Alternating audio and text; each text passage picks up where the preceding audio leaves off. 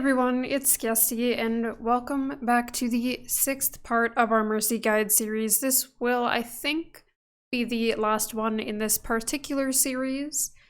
Today we will be talking about Resurrection and Valkyrie. So let's talk Resurrection. Whether to resurrect or not is highly situational, so really use your best judgments. There are a couple of things to remember here. 1. Resurrection has a 5-meter radius and can be interrupted via boops, hacks, or other forms of CC, or by Mercy herself if you move too far outside of the radius, via falling, walking out, rezzing on a platform, etc. 2. Try not to ever res standing in the open, as it makes you incredibly vulnerable. Try to res behind cover, using the environment or a shield when possible. 3. With the animation of Resurrection, you'll be out of the fight for the duration of it, and your team won't have support. When you go to Resurrect, it's usually a good idea to let your team know you're going for it. 4. Just because Resurrect is off cooldown doesn't mean you have to use it. It's okay not to if you don't have the opportunity, or if it isn't safe to do so. We'll start by going over some common types of resurrections, and then move into do's, don'ts, situations, decisions, and then finish off with prioritization. What are the common types of resurrections? First one is the line of sight or LOS resurrection. To do this, begin your resurrection and move behind cover to complete it. This allows you to be out of the enemy's line of sight by safely completing it behind cover while still maintaining the range of the res. The following resurrection. Fly to the corpse of your ally, stop GA, and begin your resurrection by pressing your jump hotkey to trigger angelic descent and fall slowly. Remember to put yourself up a little bit higher when you start it, or land on the platform their body is on and then fall down so that you don't lose the resurrection. A note for this, be careful if you land on the platform and then fall down, as you could be in the enemy line of sight and thus in danger. Spinning resurrection. Begin your resurrection while looking at the ground. Spin in a circle to shift your head hitbox and make it harder to be headshot. The Superjump Resurrection. Begin with a super jump, GA and crouch at the same time, but jump just before you reach the end of your GA and start your resurrection so that you stay in res range. Note here that there's a risk of losing it if you make a mistake on the timing. Also, in general, just be careful about super jump and super jump resing against enemy snipers or hit scams. Now we'll go over resurrection do's. Do, make sure the res is safe before you go for it. Do, ask your tanks and second support to help you with a res, or let someone body block for you if they can.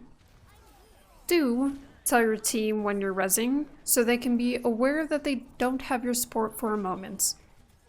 Do wait for enemies to stop watching your ally's soul and for it to be safe before you res. Do heal your other allies to a safe health before you res. Do heal your allies for a while after you res if it is necessary to keep them alive if they're in danger. Do call for a reset or regroup in a lost fight instead of drawing it out with a res. On the flip side of that, we have resurrection don'ts. Don't stagger your team or feed enemy ult charge by using res at the end of or in a lost fight. Don't res an ally in a place they'll likely just die again. Don't res if someone is already shooting at you or if you're still in their line of sight, as you'll most likely die. Don't res if the soul is being watched by an enemy. Don't res if you're going to die for it, aka don't suicide res.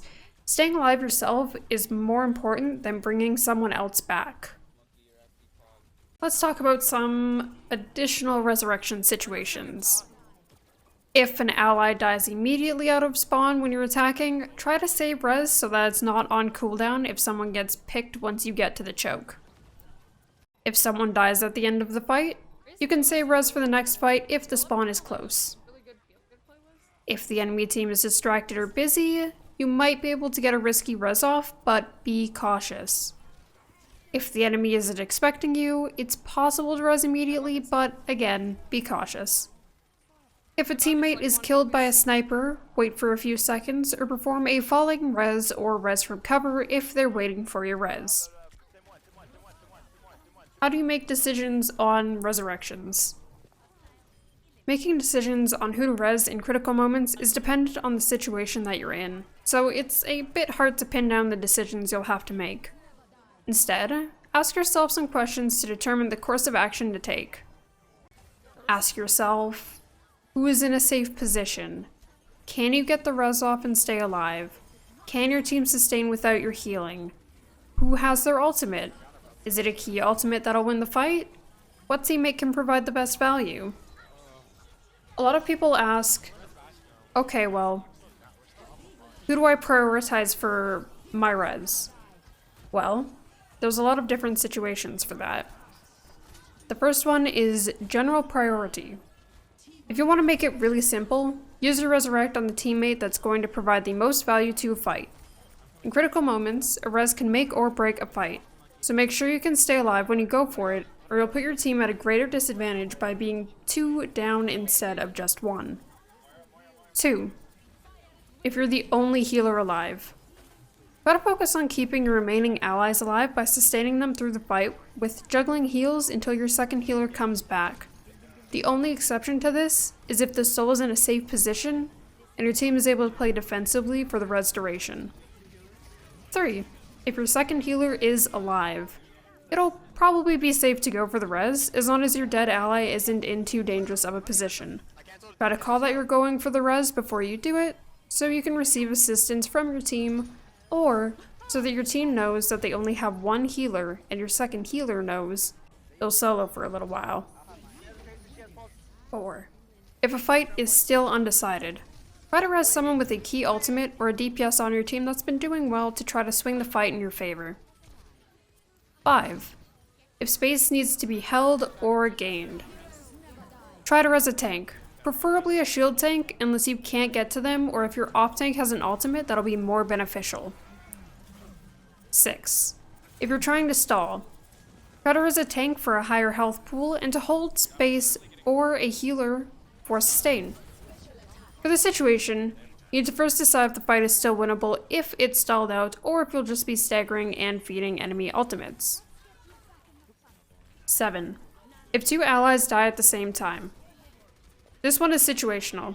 If it's the end of the fight and you've won, try to res the one that would otherwise get back to the fight slower, so the one that doesn't have a movement ability, or the one that has a longer respawn.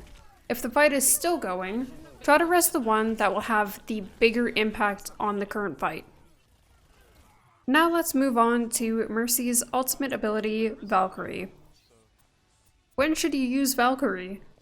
This is a question that's asked a lot, and there are multiple different uses for it, and different questions that you can ask yourself to determine if it's a good time to use VALK. Compared to other ultimates, Valkyrie is a relatively quick charging ultimate.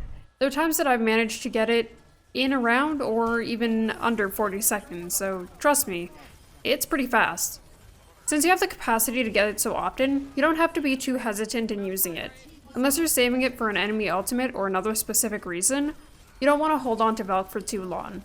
There are definitely times that I've held on to VALK for too long when I probably could have had a second VALK by that point.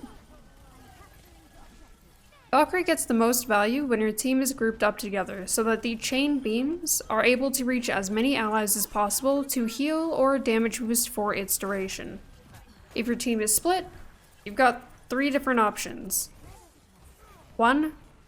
Tell your team to play together. 2. Find the hero that you can place your beam on to reach as many allies as possible. Or 3. Switch beam targets as necessary. A good rule when it comes to VALK is if the team fight hasn't been won or lost, you can VALK to sway the fight in your favor. Before you VALK though, remember to take a look at the ultimate economy of your team.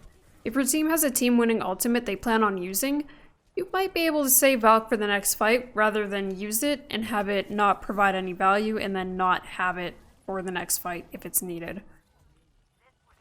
There's quite a few ways to use Valkyrie and some other things to keep in mind. During Valkyrie, When you're using Valkyrie, you can mainly damage boost during its duration as long as your team isn't critical or taking massive amounts of damage in a short period of time. Your second healer, as long as they're alive, can cover any of the missing health while you assist in damage boosting to secure kills and end the fight faster. If your team is still missing health, but they're not critical and it's safe, you can wait out VALK and heal outside of it to start building another VALK. Offensive Valkyrie. If you want to use VALK offensively and initiate a fight, let your team know that you're about to use it when they get closer to the enemy to get the most value out of it. Defensive Valkyrie. Valkyrie isn't an easy ultimate to use defensively because it doesn't provide the same defensive healing as Sound Barrier, Lucio's ult, or Transcendence, Zenyatta's ult. You can still use it to counter enemy ultimates depending on the situation though. You'll need to ask yourself if using VALK will bring enough protection and healing sustainability for you and your team to survive. Valkyrie's animation. Valkyrie has this weird animation cast time type thing once it's activated that causes Mercy's beam to break for a moment. This moment can be really crucial. If a teammate is critical and is currently relying on your healing to keep them alive, activating VALK will break the beam and your teammate will most likely die. You'll have to wait until they're at a point where they can take a bit of damage and live if your beam breaks for a moment to activate VALK. VALK makes you vulnerable. If you're playing against snipers or hit scans, or if the enemy team has ultimates that can make Mercy vulnerable, for example, McCree's Deadeye or Soldier's Tactical Visor, try to play lower to the ground to reduce the risk of dying to them. You can press your jump hotkey to rise and your crouch hotkey to descend. If the enemy doesn't have anything that makes you particularly vulnerable in VALK, you can play more aggressively and higher in the air to scout and call out enemy positions. Some questions to ask before you use Valkyrie are: is the team fight won or lost? Can it be won if I use Valkyrie? How many enemies are alive? How many allies are alive? What heroes specifically are left on both sides? What ultimates might both sides have? Will I or my teammate die when I use it? Some common uses of Valkyrie are: 1. When your team pushes and initiates a fight. 2. After your team gets a pick on the enemy. 3.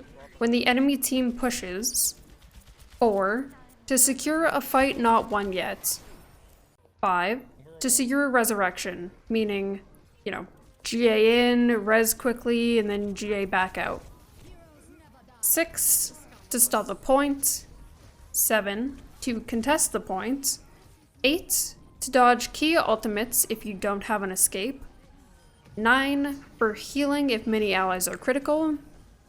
10. For damage boost to secure a point or remaining kills. 11. Battle Mercy on non-mobile heroes. Heroes like Widowmaker, Bara, etc. or low health targets. Anyone you can have an advantage on, only if you can secure the kill. That last part is incredibly important. 12. Getting back to fights quicker if it's still winnable. And 13. Survivability or to escape with Valkyrie's constant health regen. That's all from me for this Mercy Guide series. I hope you all were able to learn something. I hope that I could help. I'll most likely do more guides in the future. I've got plans to do a condensed guide of everything that I talked about in this guide series, and I've also got plans to do, well, I'm not going to spoil it, but hopefully exciting stuff to help you all learn Mercy more. I'm looking forward to it, and I hope you all are as well, but for now, well, next time. Thank you so much, and have a wonderful day.